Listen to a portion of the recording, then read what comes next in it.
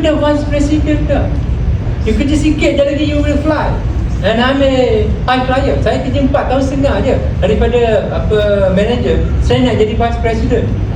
So mana kalau saya maintain, saya boleh pergi jauh ke. Tapi kenapa saya pergi ke MCMC? Pertama ya kerana ini jemputan untuk saya membantu negara. So saya rasa di sama national service.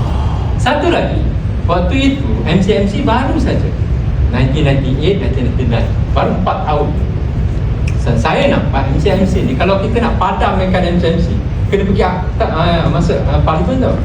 MCMC dia ada akta je, Akta Suruhanjaya Komunikasi Multimedia. So kalau nak tutup dia, kena pergi parlimen. So saya nampak dia punya long term.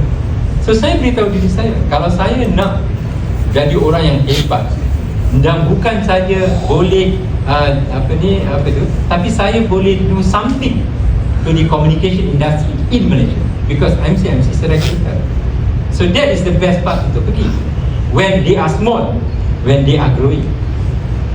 My point is that if you really want to work and get something done at your age yang muda, SC will be the good one. Because macam saya cakap, 2022, 2023, 2024, they are growing and they are small, they are not big. So therefore, if you can work smart and hard dalam SC, bila SC grow, you will insyaAllah become the leader in SC. Because then SC akan ambil ramai orang lagi, dan bila ramai orang, dia nak leaders. So that is the reason why kenapa saya masuk dekat MCMC. Interested to become part of our consultant, MR? Kindly contact Mustakim Mizuki. We are hiring now. Only for serious and committed person.